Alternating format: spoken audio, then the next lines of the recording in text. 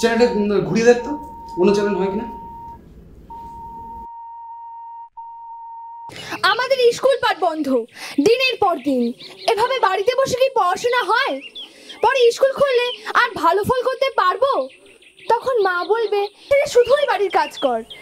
জানো দিদি, আমি পরীক্ষায় ভালো ফল করি, আমার অনেক পড়ার অনেক জানার ইচ্ছে, কিন্তু ভাবে স্কুল বন্ধ থাকলে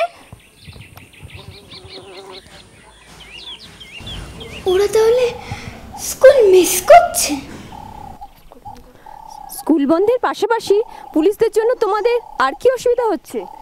অসুবিধা তো অনেক, ওরা খুব নিষ্ঠুর, ওদের যখন তখন খাবার এনে দিতে হয়, মুখের ওপর কথা বললে লাঠির ঘা দেয়। আমার কাকির পেটে লাথি মেরেছিল, তার পেটের বাচ্চাটা 5 মাসেই মরে গেল। কাকুর দোকান ভেঙে দিল, কারণ তাদের বাড়িতে নাকি জঙ্গিরা থাকে।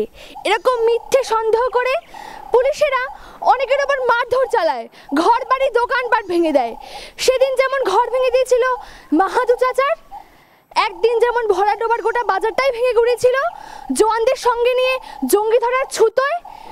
যারা আমাদের জমি বাঁচাতে আন্দোলন করছে সেসব কাকু চাচুদেরও জেলে পুরে দিচ্ছে গুন্ডা সন্দেহে। ওরা ভীষণ শয়তান, ওদের জন্য আমরা জলও খেতে পাই না ঠিক করে। কেন? আমাদের কুয়োগুলো নষ্ট করে দেয় ইচ্ছে করে, আধ খাওয়া এঁঠো থালাবাটি সব কুয়োয় ফেলে, নোংরা জুতো মোজা ফেলে দেয়, মাছের কাঁটায় মাংসের হাড়ে ভরে গেছে জল। মাই গুডনেস, কিছু বললেই মারধর খেতে হয়। তাই তো সেদিন কি হয়েছিল সেদিন বলো? সে বড় লজ্জার, টিভিতে বলতে পারবো না। না বলো, না বললে সবাই জানতে পারবে কি করে? আমি তিনু আর আমি না, আমাদের সেদিন শুধু মারেইনি, জামা কাপড়ে খুলে দিয়েছিল লোকের সামনে, মারলো, আমার গায়ে হাতও দিল। গগলসটা ফেলে দিলে কেন? পাপিকে কালো লাগছে। কয়েক ঘর পাশের এই বাড়িতে এলাম, গোটা বাড়ি এখনো শোকে আর আতঙ্কে স্তব্ধ।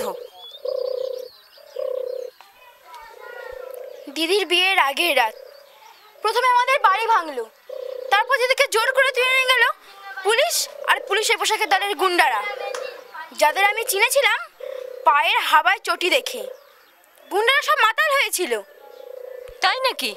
হ্যাঁ, ওদের মদ মাংসের খরচের জন্যই তো আমাদের ক্ষেতের পাকা ধান লুট করা হয়, চুরি করে গাছ বিক্রি হয়, আমাদের ছাগল হাঁস মুরগি নিয়ে যায়। এখানকার কিছু নেতাদের প্রশ্রয় তো ওদের এত দাপট। তারপর পুলিশ আর গুন্ডারা বলল, শালা জঙ্গি পুষছিস, এবার দেখ কেমন লাগে। কথাটা যে মিথ্যে, আমরা যে জঙ্গিদের আশ্রয় দিইনি সেটা ওরাও জানতো। আসলে দিদির রূপ যৌবনটাই রাতটা কাটলো আতঙ্কে। প্রতি রাত আমাদের এমনি আতঙ্কেই কাটে, শুধু ওদের ভারী বুটের শব্দ শুনে শুনে। পরের দিন দিদি ফিরল আধমোড়া হয়ে, বিভৎসভাবে ওর ওপর। রাতে বিয়ের পিড়ির বদলে ওকে উঠতে হলো চিতায়। কাল বাবা মহকুমায় নালিশ জানাতে গিয়ে লাঠি খেয়ে এসেছে। তোমরা তাহলে? আমরা লড়বো, এত কিছুর পরেও ওরা হুকুমুকুকে জমি দিতে পারবে না, কারণ আমরা জমি ছাড়বো না।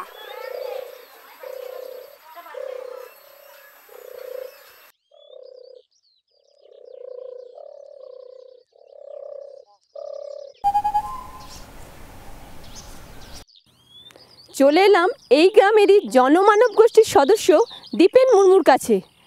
আপনারা ঠিক কী চান? পুলিশদের আগে ফেরাতে।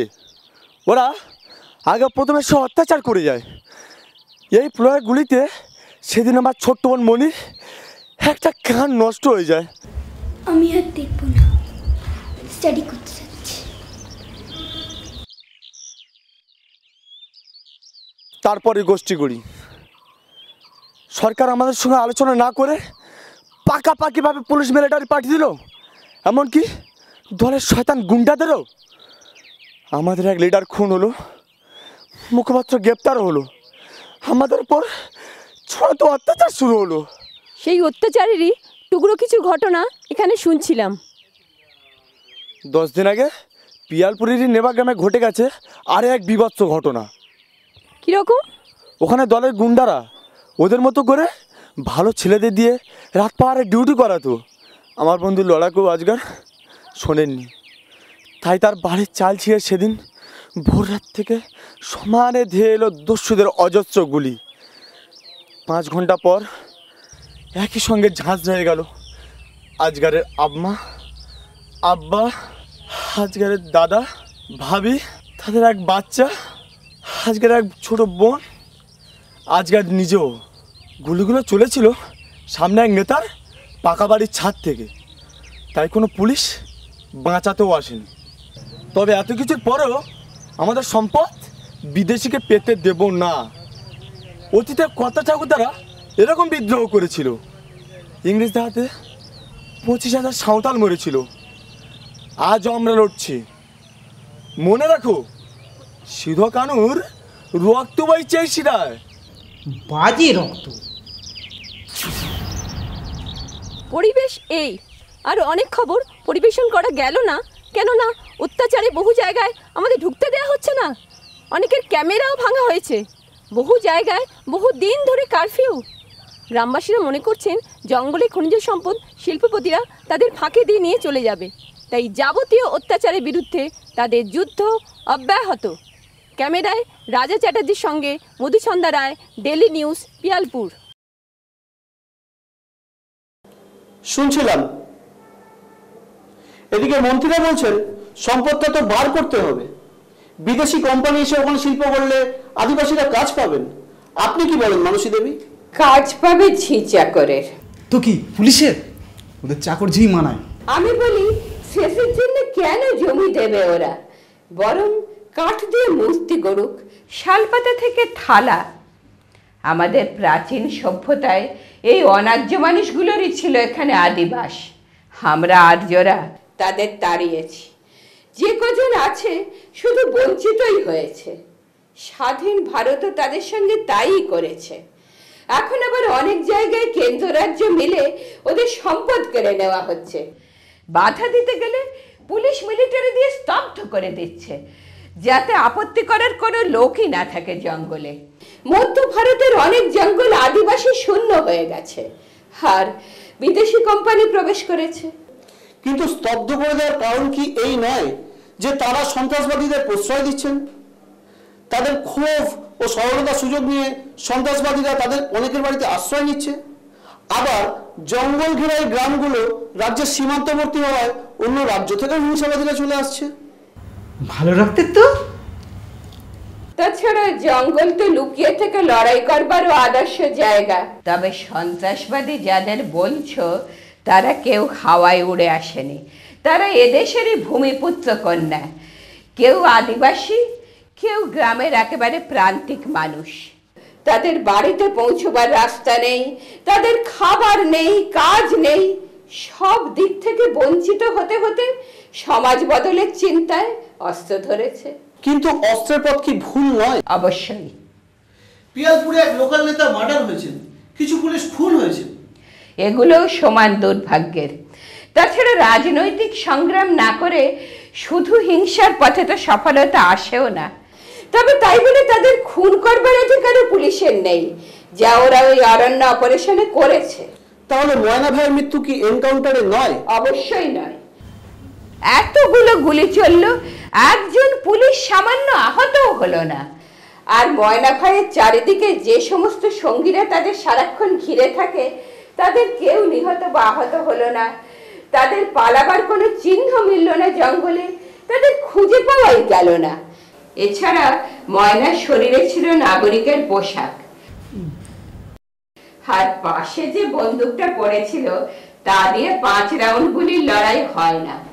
ময়নার সঠিক ময়না তদন্ত হলে আমাদের সন্দেহই সঠিক প্রমাণ হবে। হয়তো। তবে একটা বিজ্ঞাপন বিরতি নিতে হবে, ফিরে এসে জানবো ঠিক কি কারণে ময়না ভাইয়ের মৃত্যু হলো বলে আপনার অনুমান। আর আমাদের করণীয় বা এখন কি? কোথাও যাবেন না, সঙ্গে থাকুন ডেলি নিউজ। সঙ্গে থাকবো? কোথায় চলবি? চিন্তা নেই, এই গুমোট ঘরটাতেই ফিরে আসছি। ঘোরান তো। দূর, দাদাই আমাদের ঘুরিয়ে দিলেন। এমন সত্যবাদী অসম সাহসী আপনি, আর আপনি কি না রিপোর্ট দিয়েছে এনকাউন্টার নিয়ে। 5 রাউন্ড গুলি মিথ্যে বলবো কেন? জঙ্গির সঙ্গীরা পালিয়েছে। চললেন? এই দাদাই এলেন না, আর এই চলি।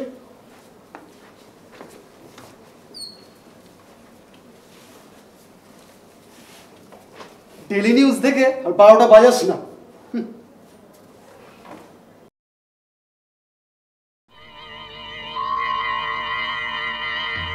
তাহলে সেদিন ঠিক কি হয়েছিল? বোধহয় ময়না কার বাড়িতে লুকিয়েছিল, পুলিশ সেটা জানতে পারে। তারপর গ্রেফতার আর অত্যাচার। এবার প্রলয় গেলেন মিথ্যে অপারেশনের নামে, 05 রাউন্ড গুলি ছুড়লেন গ্রামের লোককে শুনিয়ে। তারপর পিস্তল ময়নার দিকে, তাকে ধরে হয় পুলিশ। তার প্রাণ বাঁচাবার শেষ চেষ্টা, ছুটে গেল গুলিটা প্রাণ নেওয়ার।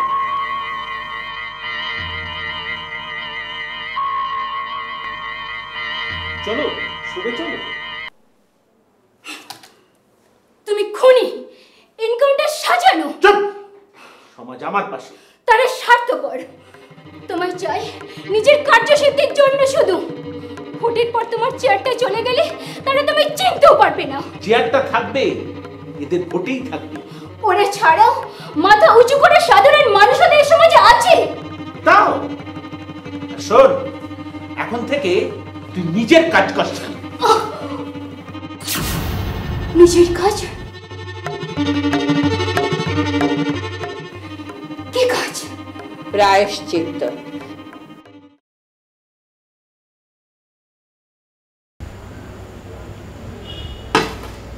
চাকরি শেষ, ফিনিশ।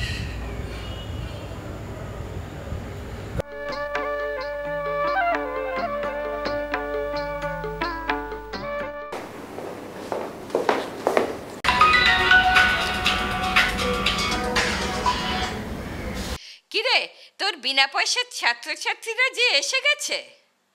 হ্যাঁ দিদি, এক্ষুনি আসছি। আমার নিজের দেশের বা রাষ্ট্রযন্ত্রের যে পাপ, ধরো তা আমার নিজের লোকেরই অপরাধ, তার প্রায়শ্চিত্ত করতে হবে সমাজ কল্যাণমূলক কাজ করে।